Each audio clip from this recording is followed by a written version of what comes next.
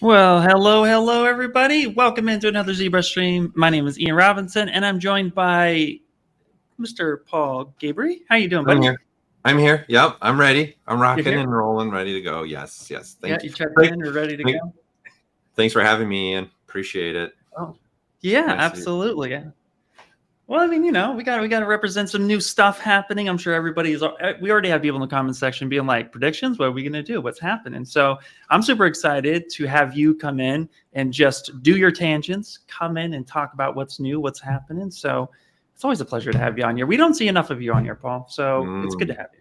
The cape is flowing for tangents, is what you're saying. There's going to be a lot of Captain Tangent happening over here. Yep. And yeah, we cannot disappoint the audience. We have to throw in some dad jokes at some point. So that might happen. You never know. Sure. Sure. All right. Very cool. Well, just so everyone knows, we're here for a special live stream. So you guys already know what that is. If you're new here, if you're not new here, sorry. Wow, I just went that the other way around.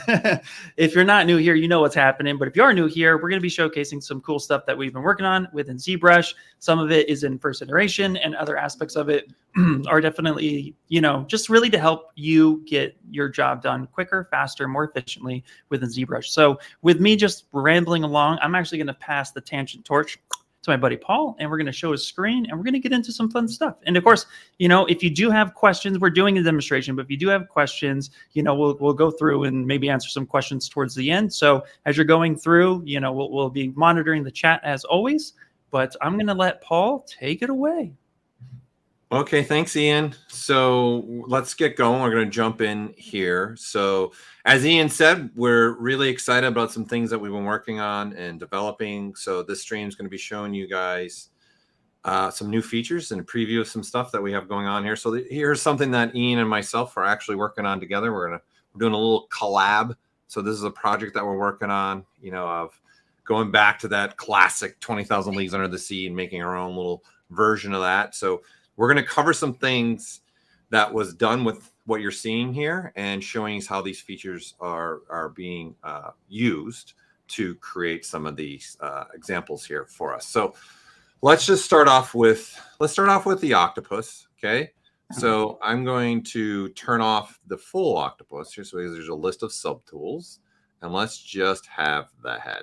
So again, thinking about this in the context of being an artist, and in a lot of cases, I know some of you, and I know for me, sometimes in this case, maybe the ship or the sub, the Nautilus type of thing is in another project. And then now you're sculpting an octopus head in another one. So this is exactly what happened here. This is Ian's been working on the octopus. I've been working on the Nautilus ship thing here. So now we want to kind of put them together. So here's the thing though, when you're doing this and you're working, these are all sitting in their own, obviously, space, and they're not necessarily working together right now. So there's something new that we've done here to contact. So I'm going to come down here, and I'm in the tool palette. So I'm going to come all the way down here to contact. So there's these contact points here. So what we're going to be able to do now is I'm going to switch to this old school tool that you all should still be using here, this transpose line. So I'm going to click a point on the octopus, and then I'm going to click on a point here on my ship. I'm going to say, give me that as a contact point, right? So I want to make sure that, again, I want to have that selected, and then say, I want this to go from there to say, oh, let's go from there to there. Okay. And then going back to the contact points, we'll make a point and hit apply. And then you see the octopus automatically moves. So the idea here is normally, right, what we would do is go back. We probably have something like the gizmo, and we would start probably adjusting and moving around our camera and doing things like this, right, to start really figuring this out. So what we're trying to do is figure out, hey, I want to get to that point a little bit faster. So by switching to the transpose line, I can now just switch and say, you know what, I want to go from there to there. Let's make that a contact point. And then you see he actually moves, and you can see there's rotation happening as well. So we're looking at the bottom of this and then looking at where this other point is living on the other subtools. And again, as you saw, this ship is made up of multiple subtools. So I can delete and then make a new one and keep moving this around and then figure out any other positions that I might want. So this is just using one contact point, right? So you can see, you can start making some really quick adjustments. Go ahead. You got something? I was going to say, so in I guess the easiest way to say it too, the fastest the fastest point from A to B is a straight line, and that's what we're using transpose for. Like, just stick it on there quick. Because like you showcased too, I don't know about anybody else in the chat, but I do this all the time where I'm constantly moving an object around with the gizmo and trying to get it exactly where I want. This just snaps it right to that point, and this just makes trying to find new iterations faster. So I've been already loving this feature. Right, and you can still, bring your gizmo and use it, right? So you're using both things together in a way here. So in essence, what you're trying to do is I'm just trying to position him really fast and get him where I want to go. And we're going to show more examples of this as we move along. So this is kind of now where I want to go. Now, right now, this octopus obviously doesn't have all of his tentacles. So I want to start making some tentacles. So this is something that we can start doing. So I'm going to switch to the curved tube brush. So I want to just start drawing out one tentacle. So in essence, I'll go a little bit bigger brush size, and I just want to start drawing something out and have that positioned, right? So here's the thing. Now we've got this, but now I need it to start interacting with this submarine a little bit. I need some things to be able to start looking like it's gripping this, right? I've got the head position kind of where I want it. Now I want to start playing with these tentacles that we have here. So I'm just doing the simple curved tube. I'm going to delete that. And something now that is in version 1 right now, this is kind of like showing you guys early look into the versions of ZBrush, but this has been really exciting to play with and really great to work with. So we want to show you guys where already this is at and this state. So I'm going to switch to a new brush that's going to be called Anchors. So this brush is going to allow me to give me some more power to do some really big changes, movements, and things to my model. So I'm going to, just for the sake of us understanding, I'm going to also split this off and make this its own subtool. So now I've got this guy being its own, so they're separated from the head, because I'm going to start manipulating this a lot. I want to show you this in action for us all. So now, like, okay, well, if this is really going to be an octopus tentacle, you can see this brush has various actions that we can do. So there's things like move, rotate, scale, inflate, and twist. Again, this is version 1. So we've got a lot of other ideas here, but we're really excited to show this. So I'm going to start with just inflate. So what do? All you do is you say, okay, I want to make a point here, and I want to make a point at the end. So you can see there's 2 dropped anchor points now here. Okay, and now I come over here and I can just say, do I want to inflate this up or do I want to inflate this down? Obviously, as something that we're making here, an octopus, we'd want this, inflate this down, right? So now I'm going to even say, let's divide this up a little bit, and let's go into geometry. Let's delete those, and then let's switch to what all of us are using a lot. Let's switch to some Dynamesh. Let's get that resolution. I'm going to go a little bit lower because I want to start manipulating this a little bit more, okay? So right out the gate, go ahead. Oh, no, I was just going to say, yeah, I think a lot of us still use Dynamesh. And so, yeah, this is a very useful feature. And also, too, some people are already asking, like, if they missed something, because I think we always go super quick. But yeah, so just real quick. So the first thing Paul showed, which this will be recorded and up for VOD, so you guys can always come back and check it out. But the first thing was the addition to contacts. So no worries. But yeah, Paul's now. Go right ahead, buddy. Yeah, so the idea here is it's just 2 points, right? And you just click and drag, and you can see I'm inflating along the whole surface. But, I can continue now manipulating this. I can make 2 more points and see I can start playing with just the end and have them go at the end if I want to, inflate that up a little bit more, or, I want to inflate it down a little bit more. Now that inflation's only happening between those 2 points. It's not inflating the whole tentacle in this case, right? So it's giving us some control here. So what it also starts to do, let's have a little bit more fun. Let's go back to the very top maybe, and let's go again to the end, and let's switch to something like rotate. So now you can also start rotating and moving. So you can see I'm just changing the whole rotation of the whole arm that we originally laid out here. Okay, and then once, I want to start getting a little bit more defined down here, then I can start, I want to go from this point to maybe this point. And on top of that, we can now throw in some masking here, right? So now, and then blur that. So now the top part of this tentacle is masked off. So now I'm going to start rotating this around. So now I'm just going to start, in essence, manipulating this to be in a better position for me to start having it wrap around this ship. Now, what's really also nice to keep it kind of just moving a little slow here so you guys can grasp all this. Right now we have 2 points. Here's something that's really awesome about this brush that we're all using. I'm going to show you another example here in a second. So when you're making these points, okay, you've got your points. And again, I'm in rotation mode right now. And then now I see I can move this around. But what's really nice is I really want to start twisting this a little bit more. Well, actually rotating this on itself a little bit more. So I got 2 points. So I can kind of walk this tentacle with the points. So I just keep dropping points. And then you can see I can adjust my mask if I want to. And then blur that. And then I'll start adjusting this, right? So this is allowing me to walk through that tentacle. Okay, so as another example, let's take something that a lot of us are maybe doing. Let's take a character like this, okay? And let's say I want to, we'll stay out of symmetry mode for now, right? At this moment, we're going to do a quick lasso mask, right? I'll blur that a little bit. Okay, so the point here too is the model is sitting at about 1 million polygons. So let's make some anchors on this now. So I'm going to stay in rotation.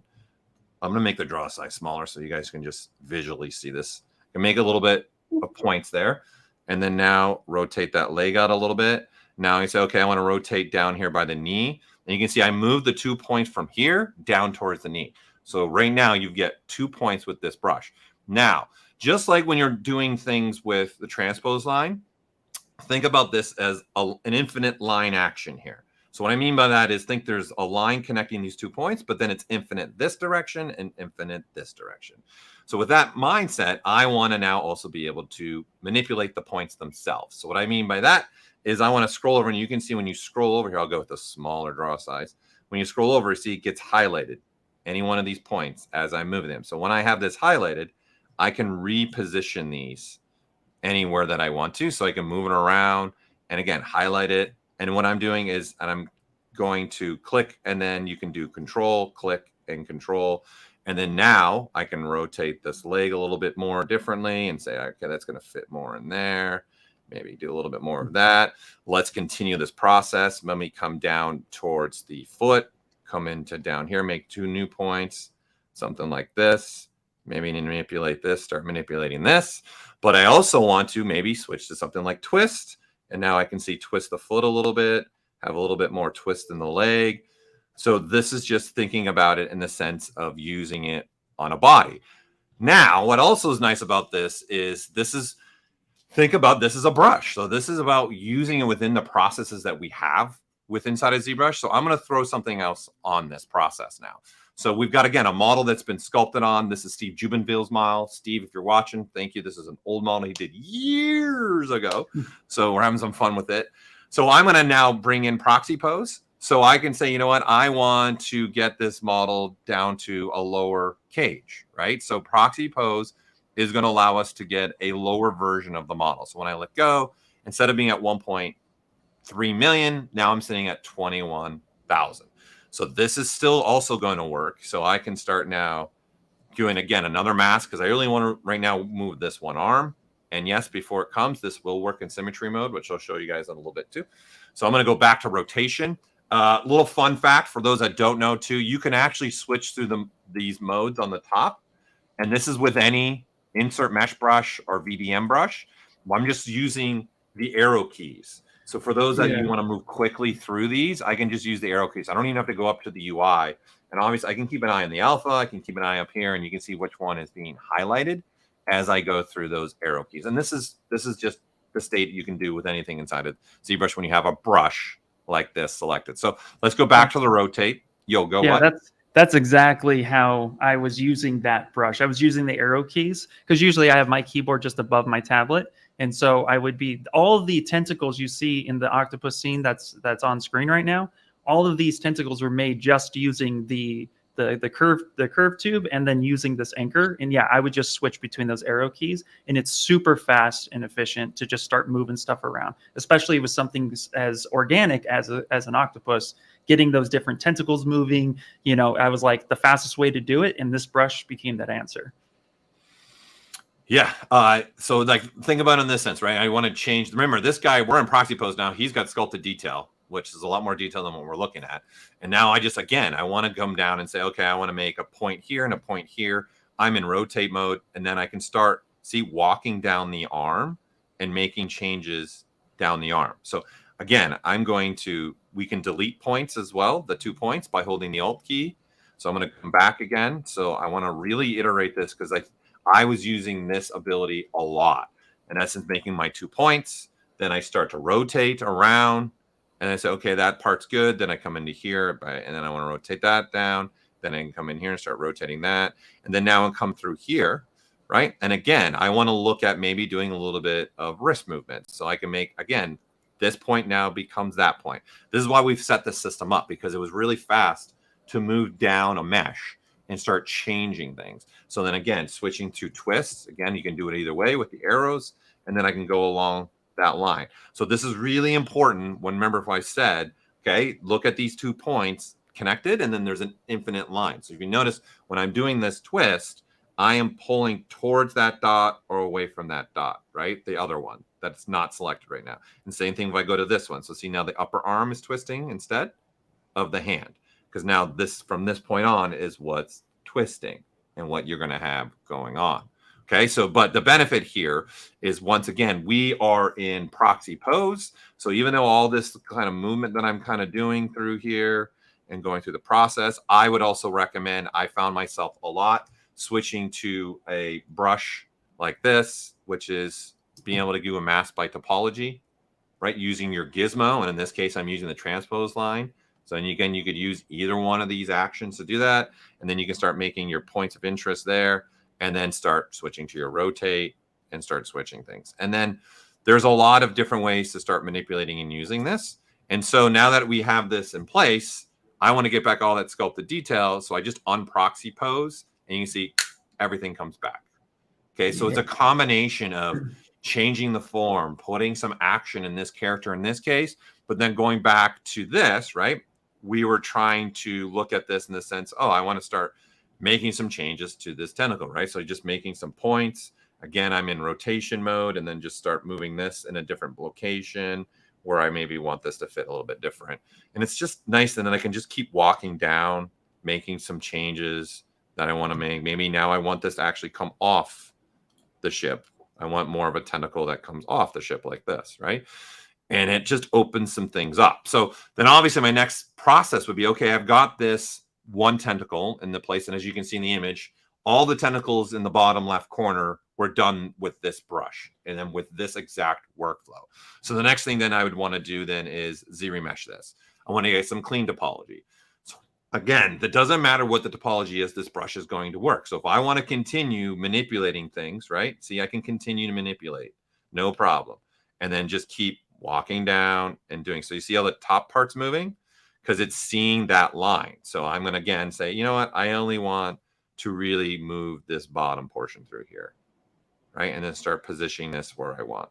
Just the freedom now that I have to move things around really opens up for me, right? And again, this is now a divided mesh, okay? So with this in mind, I'm going to solo this out, so then we're just looking at this. Let's switch to a different brush now. And now we start thinking about moving on the process also, and start thinking, oh, now I want to start sculpting some stuff on here. Mr. Damien, gave us that amazing brush that a lot of us use, the Damien standard brush. I start sculpting some detailing through here, things like this, right?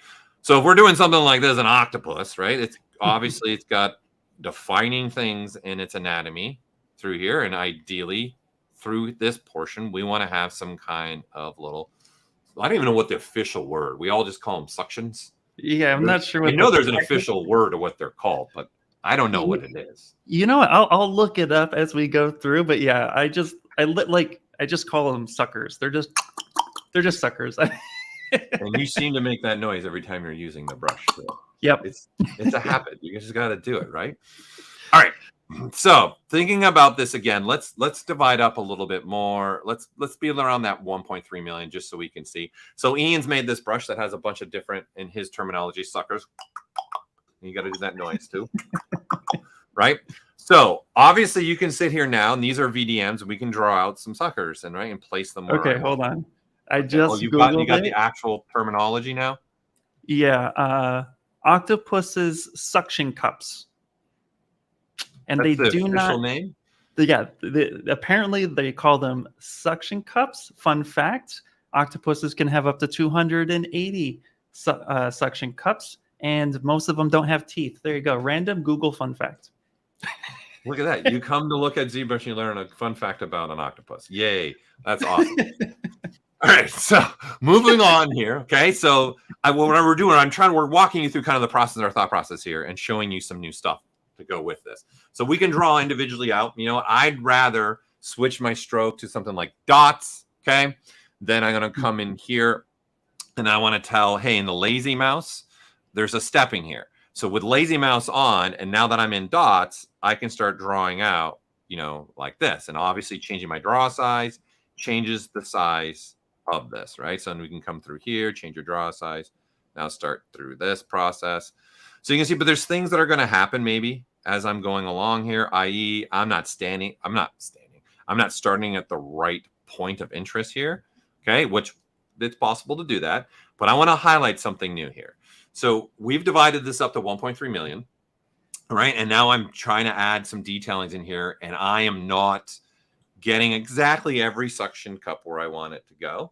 So I'm going to walk back down in my subdivision levels, and I'm going to go, not just that, I'm going to go to your undo history.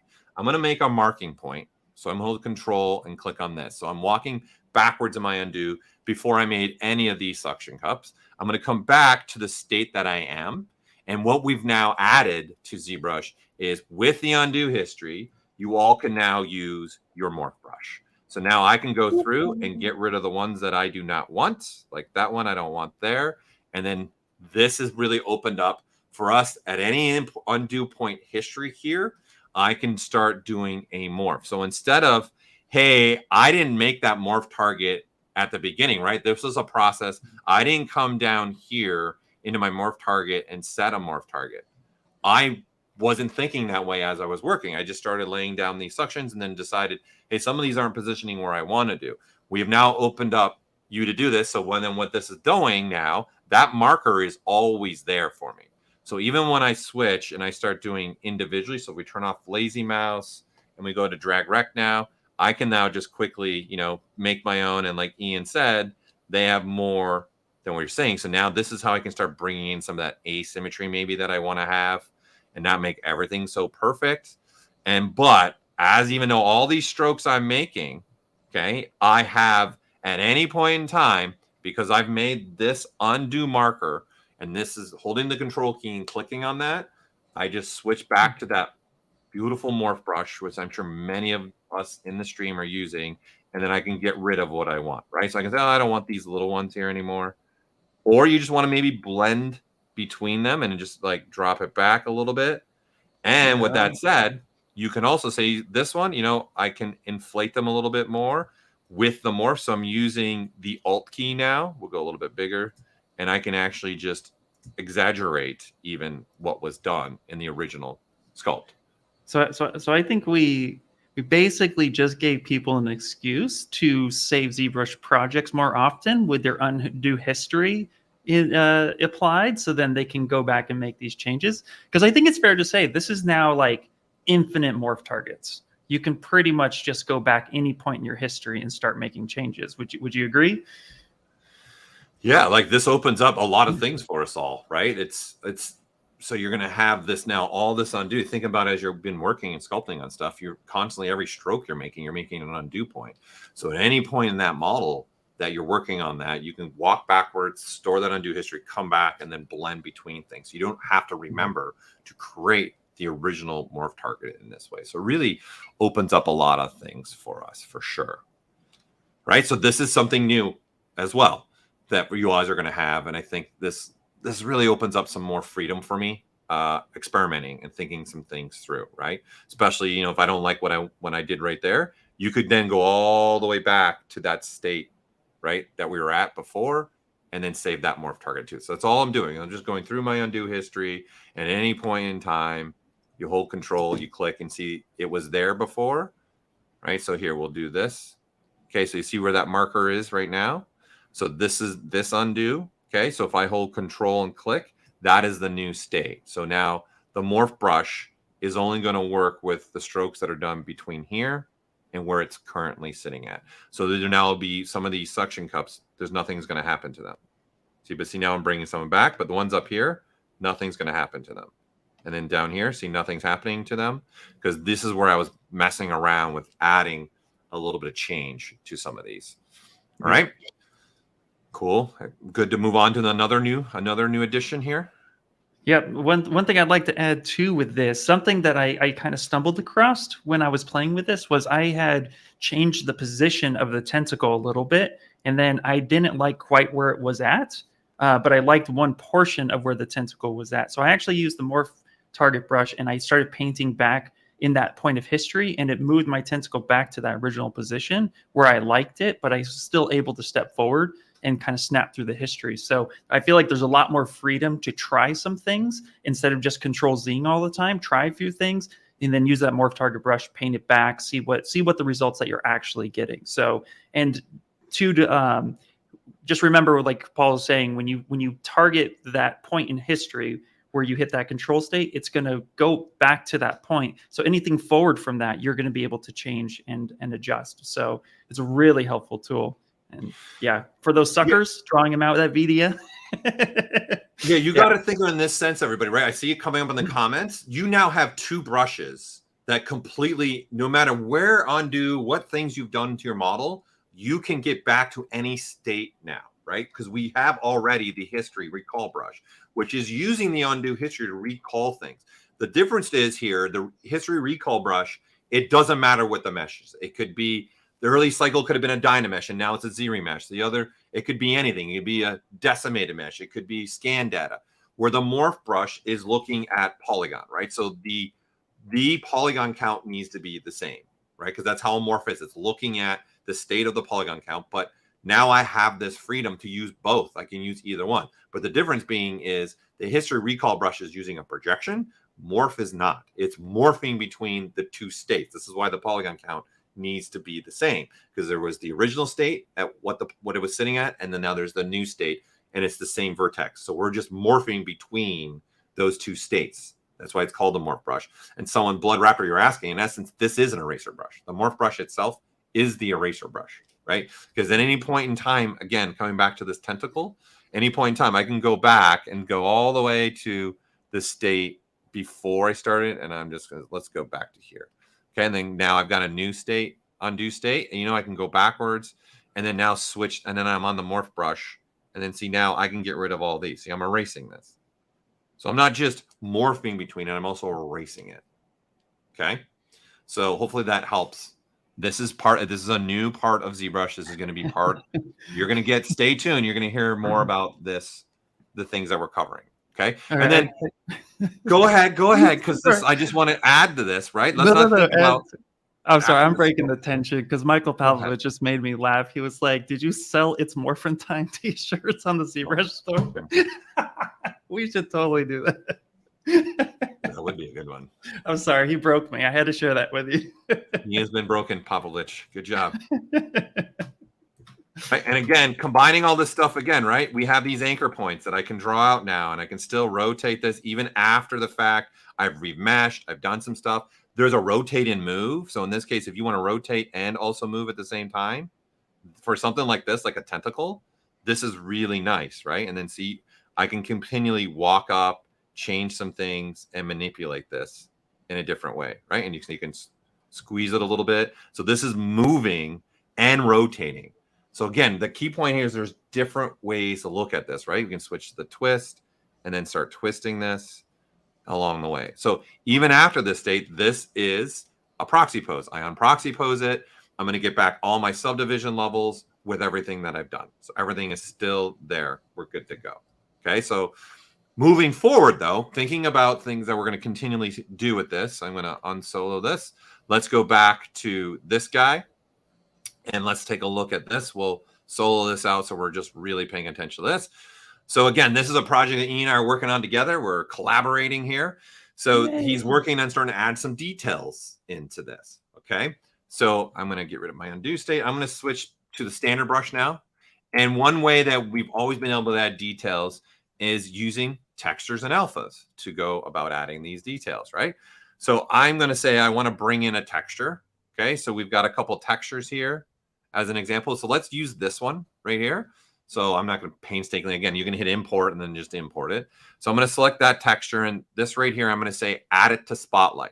So you guys can add this to Spotlight through the texture palette, or you can come over here into alpha and you can do the same thing. So if you had an alpha selected, okay, so if I say I want, like, I don't know, let's alpha 6, okay, and then see right here, I can add that. So see, there's 2 alphas now. So you can add to Spotlight in any way that you want. You can through the texture and alpha. So I am a big fan of Spotlight because of things, especially like this with the octopus. I would want to do something like this. I would want to scale down this image probably. I'm actually going to put it off here into the corner, right? And the other thing I'm going to do is I'm going to turn on pin, and then I'm going to turn on Spotlight. This is why it's called Spotlight, right? Is this part. It's shining a spotlight on this alpha, all right? And the reason why I'm going to put the pin on is this.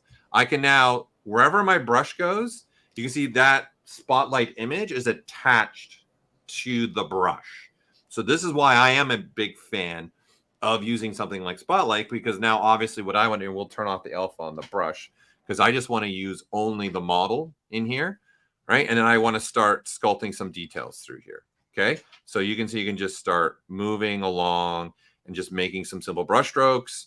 And the benefit here is because it's attached to the brush, I can just keep moving. I don't need, and this is why I like doing this, I can just keep rotating the model. Okay, I don't need to put the model underneath the image. I don't need to align it to the image. I can just keep moving along here and adding details. Okay, so for those that maybe have never used Spotlight, this is pretty awesome. All right, and I'm just using this in conjunction. So there is a lot of stuff we can do in Spotlight. The one thing though that becomes really important for us is how are these images in essence interacting with the surface? What is it doing to the surface as we're manipulating it? The spotlight that we all have right now, when you start pushing on the surface, okay, there's a pushing out that's happening. So in essence, you're changing a little bit of your silhouette as you're sculpting. So what we've added is something new to the spotlight. So in the brush palette, under samples, this is where the brush settings for Spotlight live. So there's always been this spotlight projection. This is telling ZBrush to project the images into the model. And you can paint with these images as well with Spotlight. So now you have 2 other sliders, okay? So I'm just catching up. Wait, am I popping? Is my audio popping? Is that, or Matt, you're just popping with joy? No. That's a term. He's excited. Okay. That's how I've been taking it. So Matt, you got to clarify now, buddy. Right. So this is the other thing now we've added. We've added a mid value. So this is going to be pretty much the same thing that we have a mid value in our alpha palette, and we have a modify, and we have a mid value here. So now there's always been a mid value in your alpha, but that is because those are with an alpha attached to a brush. This is now using Spotlight, and now you have a mid value here. So what exactly is this doing? So I'm just going to put this at 50, okay, and then go back into here. All right, and then now I want to start sculpting with this in here, okay? So again, we've got this image, it's pinning it to here, and then I'm using the Spotlight feature, and then now I just start sculpting. So you can see it's really just giving a little bit, and here we'll even crank up the intensity now, and it's just giving a little bit of detail changes right through here. So I want to kind of change this and understand this a little bit better. So let's make this a little simpler here. Let's switch to a plane. Okay, and let's go ahead and make that a poly mesh. Let's look at the front of the plane. Let's divide this up a little bit so we've got some information here. That's probably, I might want to go one more. All right, let's go back into Spotlight. All right, so we've got this alpha. I'm now going to switch to this alpha. So this is just a radial dial. This will hopefully, I want to explain to you a little bit of what's happening here when you're going to use the mid value for you, okay? So I'm going to now attach to that so you can see this is what I have, okay? So if we go drag rectangle and then I start drawing this out, this is what we're going to get, okay? You're going to just get a shape that is doing something like this. Okay, so this right now has got mid value set at 50. So let's just take a look. Let's turn mid value off right now. Let's put that at 0, and let's do something like that, okay?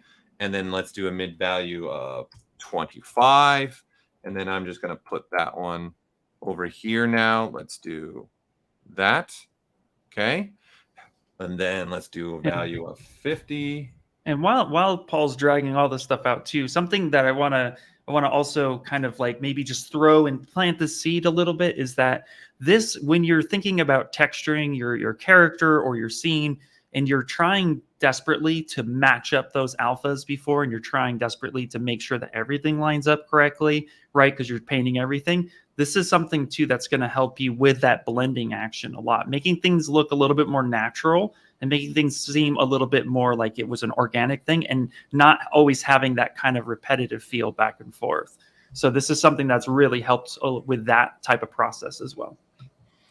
Right. So I want to show this. So if you look, if I turn this plane and we'll take perspective off, you guys can see there's different heights here. So you can really see what's going on here. So this one is, it's the mid value was off. This one was at 25. This one was at 50. This is at 75. And this is at 100%. So what's happening here is that mid values, in essence, looking at that alpha, seeing the gray values within that alpha.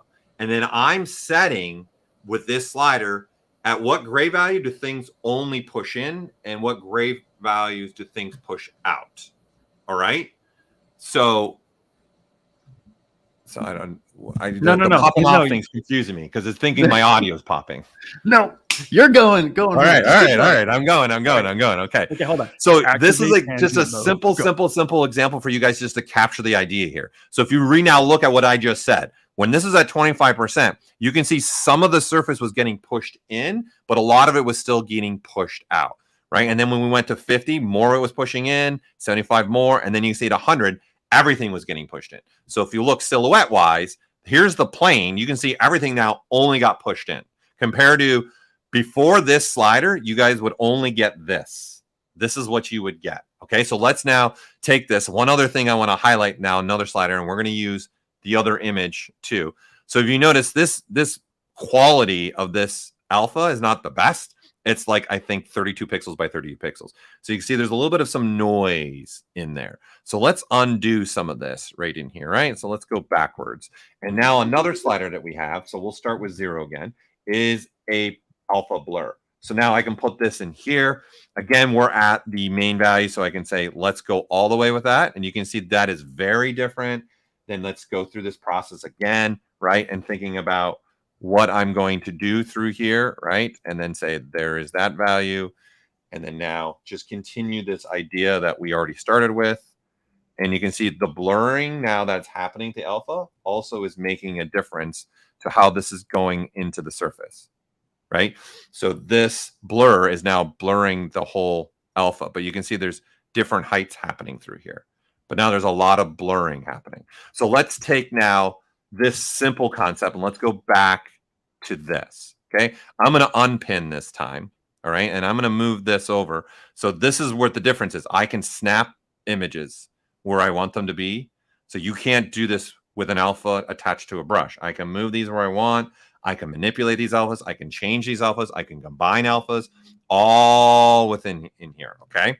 So I'm going to snap this to the center of this plane this time, and I'm going to cover this image so it's a little bit more something like this, okay? And then now looking at this, let's go back down to having no spotlight, mid-value, and absolutely no blur here at all, okay? And then we'll say, let's go full intensity on this brush so we can just really see what we're doing here. Right? So you can see this is just pushing out the surface, right? It's just pushing on that surface. So we can really see what is going on here. So we go to the side, you can see there's a lot happening here. Peaks and valleys. Peaks and valleys.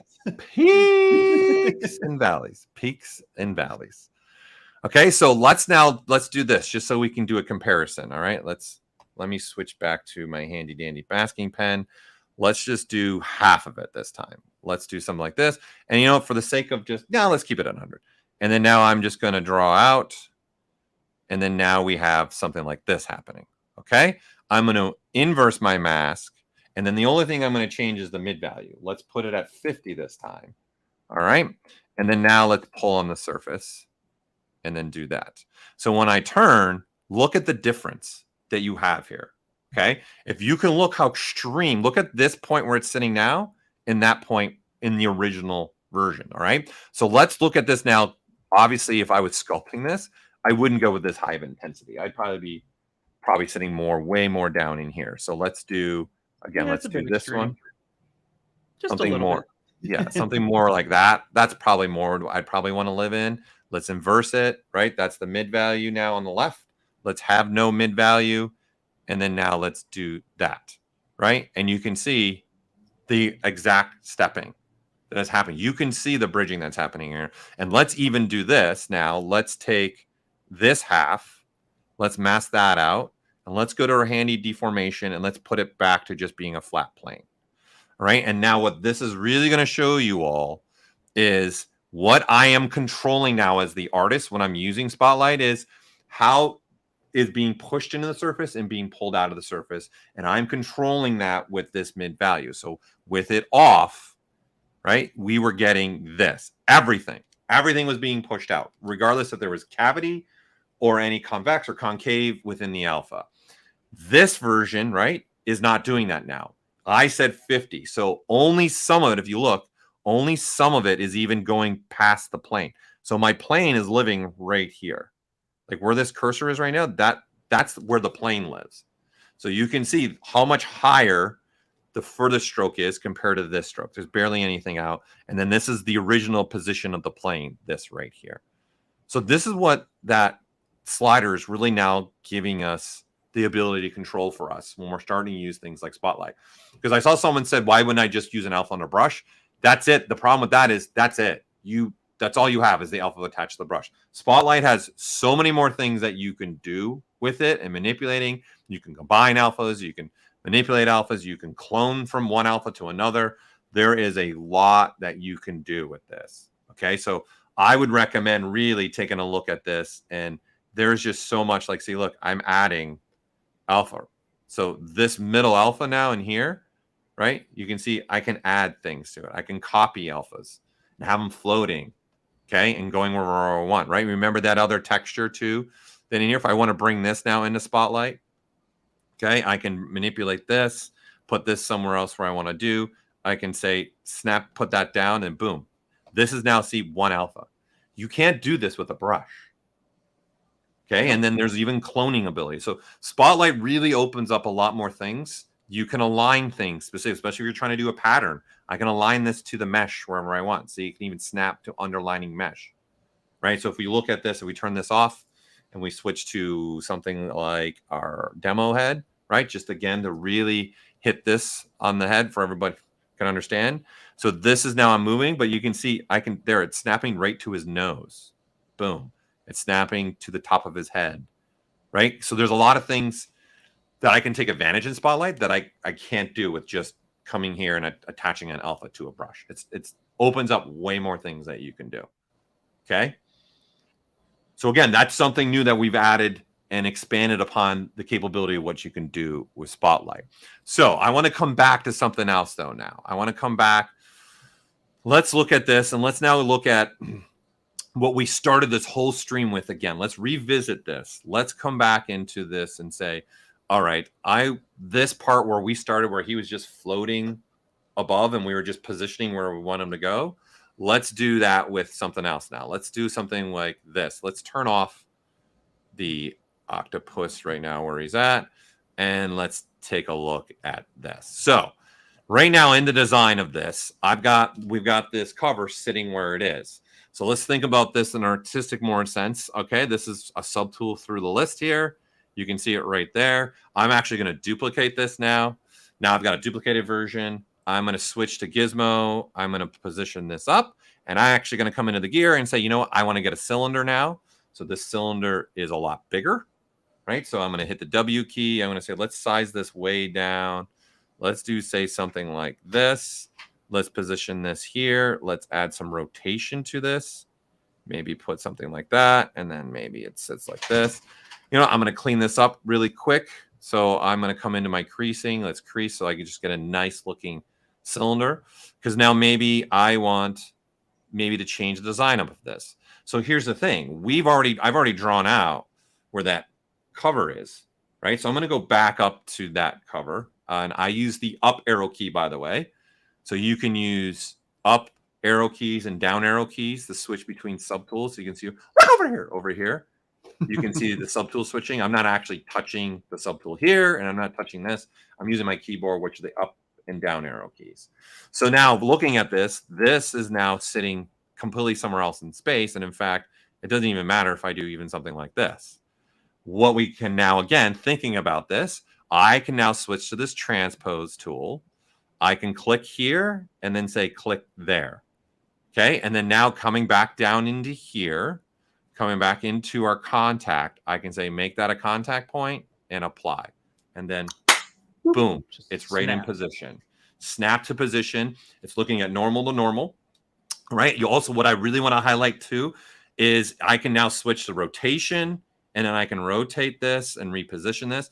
And you can see the transpose line is also being moved and snapped into, like, so now maybe I want the handle to be over here now, somewhere else, right? And come in here, I can switch to scale. I can scale this down, scale this up if I want to. I can switch to move, and then I can move this in space. And do I want to now move it along that exact line? And maybe I want it to sit like that instead. So immediately when you're doing these contacts, it's putting it not only in the location, rotating it to where it needs to be sit, so it is aligned.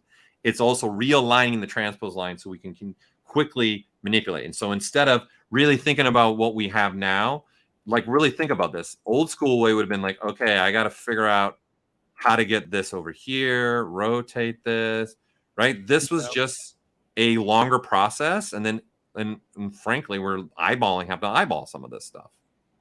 Now we don't. We don't have to eyeball. So for everyone asking like, hey, can I snap a point to a point? Yeah, you contact it. Let it make contact. Here, I'll show another example I think that also can help just understand this a little bit. So this was even for myself when we were developing this, thinking about this and thinking about just me as a user gaining control now of how I can manipulate these meshes now. So this is just an easy thing with a cone, right? Off in a different part of space, switching to my transpose line. I'm just hitting the Y key, by the way. Why, you ask? Because that's the shortcut. Oh, nice, really bad jokes there. Yeah. Enjoy it. Enjoy it. Use it. Don't use it. I don't know. It doesn't matter. All right. So again, thinking about this is you can click from there to there. Again, come back down into my contact. Boom, hit apply. There it is. So you'll notice that there are other contacts. There's not just one. There are more than one. So there is contact point 2, contact point 3. Okay, so as a user, let's delete the contact point that I have. I can say, so you see this alignment of this cone that I have? I can actually tell ZBrush, you know what I'd rather do? I'd rather, okay, take this point of that cube, make that contact point 1, take the tip of this and make that contact point 2, and now apply. And you can see the orientation is now maintained of the cone to the sense of there's still, it's not sitting, right? There's still, see a little bit of the angle that I had originally on the cone, but now it's aligned between those 2 points. And you can see that very clearly right here. You can see how that is aligned, right? So, because this was my first contact point, this is my second contact point. So it kept rotation of that cone, but then changed the alignment to follow along those points. So you don't want it, you don't have to just use one point. Okay. So this is, you know, looking for aliens, you know, to the point of Jodie fostering over here. So with that said, you have obviously 3 contact points. So if we delete these, I then as a user can even, if I look at this in a circular motion, I can control how this cone's even gonna, do I want it to point up? Do I want it to point down? Right? By one contact point, it's looking from the vertex normal to the vertex normal. But I might want to also start controlling. So I can say, okay, this is this one to this one. That's contact point. And then I'm going to go around from there to there, contact point 2, there to there, contact point 3, and apply. So you see the cone's now down. I'm controlling that by where I am putting those points of interest. Now I can't get Jodie Foster out of my head. It's in my head. Sorry, O'Fair. Sorry. It's what we do. When we do streams, we come up with verbiage that just like, why are we calling it this? You know, it's just how we roll. Okay. Make contact. So the point of the 3 contact points is it is not only is it moving and aligning, it's also rotating. So the third point right? So think about it in this sense. The only one contact point, we're looking at vertex to vertex, and then boom, aligning it and rotate and putting it in that position. Okay. 2 contact points is keeping orientation a little bit, but then realigning that orientation to where you selected. 3 contact points is doing all 3 things, right? It's realigning, it's rotating, right? And putting everything. And then now I'm controlling. I wanted the cone down in this scenario, not up. So I'm using those 3 points to manipulate that and change that, right? Because if we go backwards, I went here to here, then here to here, and then here to here. So if you look at it in clockwork fashion, ZBrush has got to go, okay, first contact point goes here, but now you need this point to go to here. So in order to do that, it's got to rotate the cone down to do that. And then the third point makes it so I want it flat along this plane. So that third point also is helping here and saying now that point goes there. That just solidifies the cone being flipped upside down and then being flat across that plane. Does this making sense for people? I wanted to show this because this was for me really how I understood how I can even control this as an artist and use 1 point, 2 points, or 3 points in what way I wanted to manipulate this. Yeah, looking at the chat right now, this is actually a really great example because this is really showcasing it. You even got Mr. Thomas Whittlebach's attention on this one, so I can already see all the jewelry functions he's going to use this for. But yeah, no, this makes a lot more sense, and it seems that the chat is agreeing. Yeah. By the way, this is new. This is an update to contact. So the contact that you have now, Spoofy Mama, you're trying to use it. The version you have does not work this way. We have changed the way contact works, and we are now using it as an alignment, rotation feature, transformation feature to do things much easier. Yeah. That's what we're doing here, right? So you think about in the context of anything that you do now, especially like me, I'm a big fan of the hard surface stuff, right? So I can now, even if I wanted to start, I want to start aligning some spikes along this ship. There's nothing stopping me now from saying, okay, let's append that cone here, right? And you can see this is all the way at the bottom, and this is how the cone is right now to the space, right? So I can switch back to this transpose line, and I can say, I just want it to move there to there. And then now I want to make 1 contact point for that. So I can delete them all, right? And then contact, and then append, and then boom. And then again, this is already in alignment. So I can switch to scale, and I'm using my hotkeys, and then I can scale this down if I want to, scale it up, whatever I want to do. I can rotate this, right? However I want this to work, right? And I'm just switching. And then I can even move it and then move it along that line of that normal if I want to. Is this making sense? And then the thing to highlight, everybody, the gizmo's different. Transpose line always moves with the model. So wherever the model's going, the transpose line. So what we've also added is the transpose line is being also realigned perfectly for you. Where the gizmo, if I hit Y, it's going back to the original position. So gizmo does not move with the model. Transpose line does. So you've got 2 ways to rotate, move, and manipulate the surface here. And we're just using that transpose line because we need a point of interest from the start to where do I want it to move to. Right, but there's nothing stopping me. I can switch to this if I wanted to, right? And then move this where I want it to be as well. Hopefully that helps get that understood a lot more for everybody. Yes? Yeah. No, I think that was fantastic, Paul. So again, everybody was already starting to try this because you already have contact points. So these are new additions for a new version of ZBrush that is going to become available to you for Maxon subscribers tomorrow. So we are now going to be in ZBrush 2023.2. So again, to highlight, you're going to get 4 main new additions to your ZBrush. Number 1 being, obviously now you have Anchor Brush, which is extremely powerful. You've got these contact ability now to manipulate and move things where you want them to go. You now have the morph target working with the morph brush working with your undo history. And then you've got the 2 new sliders for spotlight to really manipulate how you want the surface being pushed and pulled from the alphas or textures that you're using with inside. And again, I want to reiterate about the anchor brush.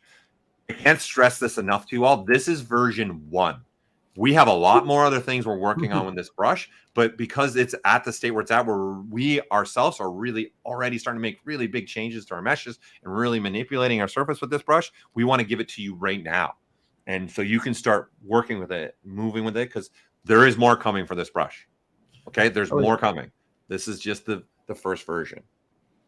Yep, absolutely. No, I've already fallen in love with this brush. At the point it's at, I was like, okay, I have to immediately. I was actually working on my shark model. For those of you who follow me, like I shared what that shark model looks like, and I was already like posing it the traditional way with the gizmo and then moving stuff, masking it, going to transpose master. Here, I literally just went to transpose master, used the anchor brush, and started moving it, and I got a way better feel of how that shark would actually move.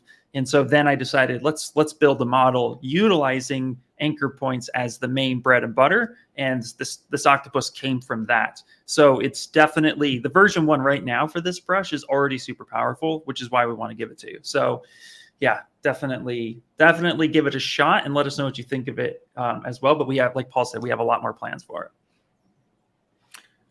Yeah, and then Ian and I really have some more ideas for this project that we're working on, that we're hopefully getting it to the state that's in our heads to do it, and be sharing that with you as well. Because there's a lot more we both want to do with both of these pieces and make more of a scene with it even too. But that's it. So recapping again, a new version's dropping tomorrow for subscribers of Maxon. It's going to be ZBrush 2023.2. 4 main features, anchors being a huge addition here, brush. That again is version 1.0. We have new sliders for your spotlight. We've got the morph brush now will work in your undo history, and the contacts has been changed and updated to allow us to adjust and move things around in the space really fast.